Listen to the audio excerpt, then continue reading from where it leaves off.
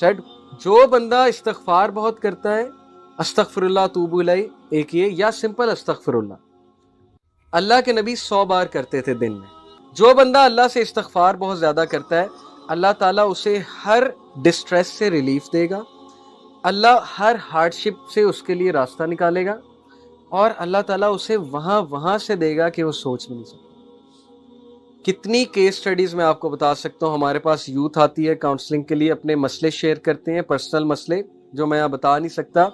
उन्हें कुछ समझ नहीं आ रही होती हम क्या करें, हम फंस चुके हैं, हमें समझ ही नहीं आ रही हम क्या करें।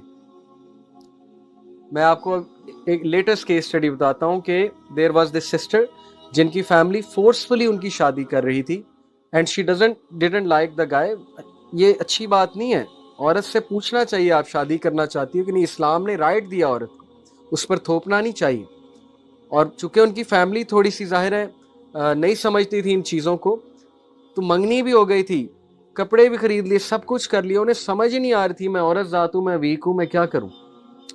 ऑल वी टोल्ड वाज कि डू दिस जिक्र ला इलाहा इल्ला अंता सुब्हानका इन्नी कुन्तु मिनज़ ज़ालिमीन, क्योंकि हज़रत यूनुस को अल्लाह ने उस सिचुएशन से निकाला था, अंधेरे से, मछली के पेट से, इम्पॉसिबल सिचुएशन से। That's it, and she did it मिरेकुलसली। Something happened, हालात ऐसे पैदा हुए, वो जहाँ शादी हो रही थी उन्होंने ख़त्म कर दी। उन्होंने कहा कि हमें लग रहा है, हमारी अंडरस्टैंडिंग है कि लड़का लड़की की नहीं बन रही आपस में इतनी, तो बेहतर ये है कि ना किया जाए, स्टेप ही ना लिया जाए। हालांकि उनके पेरेंट्स ने कभी ख़त्म नहीं करना।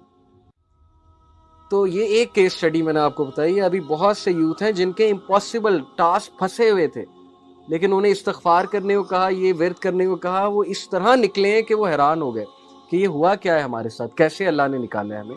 इसलिए अल्लाह की फोर्सेस को कभी भी अंडर एस्टिमेट ना करें। इसलिए अपनी टंग को मॉइस्ट रखें, अदरवाइज हार्ट हार्ड हो जाएगा। जब दिल हार्ड हो जाएगा तो फिर कुछ करने का दिल नहीं करेगा। और जब आप जिक्र शुरू में करेंगे ना, तो आपको बड़ी रेजिस्टेंस आएगी अंदर से। उसकी भी मैं वजह बता देता हूँ। आपका दिल ही नहीं करेगा अल्लाह का नाम लेने का, जो सच बात है, शुरू में। क्योंकि जब एक बर्तन पे जंग लगाओ और उस बर्तन को जब मांजने लगे तो बड़ा जोर लगा के मांजना पड़ता है, तो बर्तन को दर्द होता है। अगर बर्तन लिविंग बीइंग होता है, उसको दर्द हो रहा होता है, इसलिए रेजिस्टेंस आएगी, क्योंकि दिल अभी एक्सेप्ट नहीं कर रहा जिक्र ऑफ अल्लाह।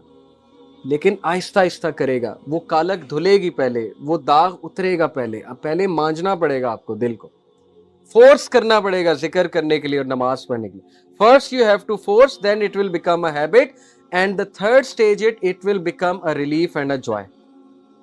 ओके, लेकिन कुछ लोग डायरेक्ट जॉय की तरफ जाते हैं, वो ब्लेस्ड लोग होते हैं जिनको अल्लाह के जिक्र से डायरेक्टली सुकून मिल जाता है। तो बी अमंग्स दोस्त। तो इसलिए मैसेंजर ऑफ अल्लाह सल्लल्लाहु अलैहि वसल्लम को एक सहाबी ने कहा, messenger of Allah, the laws of Islam are too many for मी।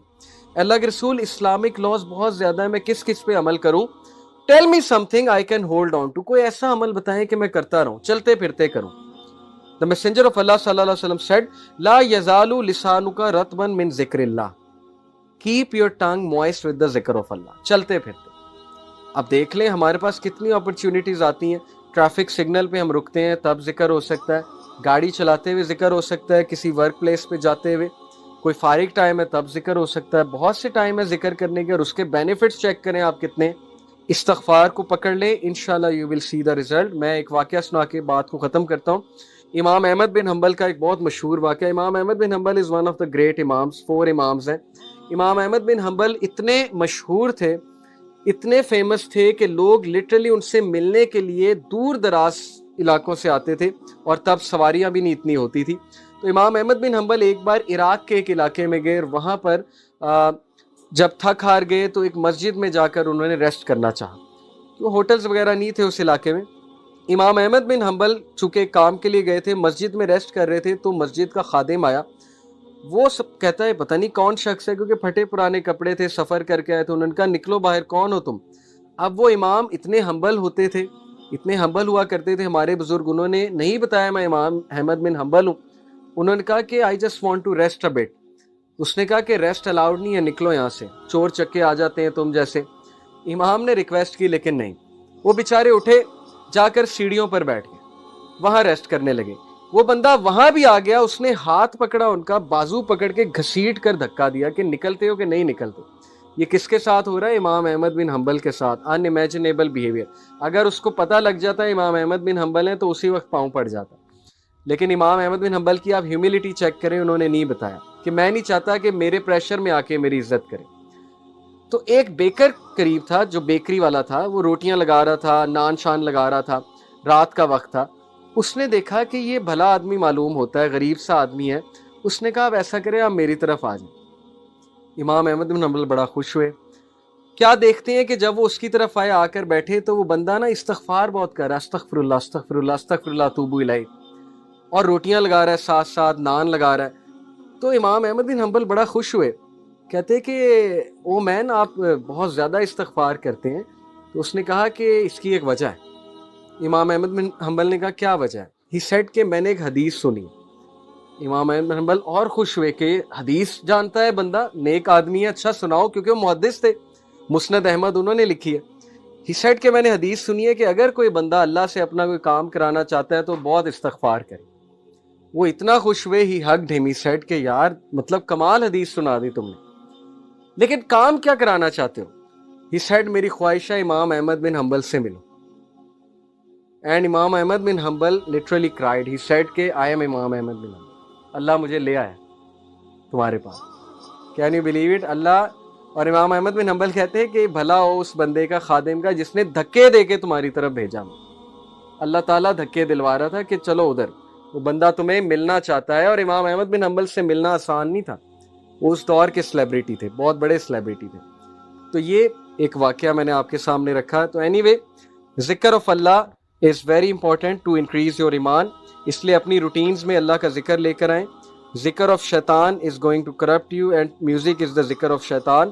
ابن عمر reported the messenger of Allah sallallahu alaihi wasallam said, do not speak too much without mentioning Allah. Verily talking too much without remembering Allah hardens the heart. اس لیے گپ شپ لگائیں لیکن اتنی نہیں کہ دل سخت ہو جائے, باتیں کریں لیکن اتنی نہیں کہ دل سخت ہو جائے. اللہ کو بھی یاد کریں, اور یاد کرنے کے والے سے بہت سے ذریعے ہیں. دیکھیں نماز کے بعد 33 بار سبحان اللہ, 33 بار الحمدللہ, 33 بار اللہ اکبر, یہ تسبیح تو ہے ہی. اسی طرح نماز کے بعد اذکار ہیں, پھر سبحان اللہ و بحمدہ, سبحان اللہ العظیم اللہ کو بہت پسند ہے. اس طرح درود شریف اللہ کو بہت پسند ہے, درود ابراہیمی جو ہے. تو بہت سے ذکر و اذکار مینشنڈ ہیں. پھر صبح اور شام کے اذکار بھی ہیں. سو may Allah subhanahu wa ta'ala make us act on whatever said. جزاکم اللہ خیر.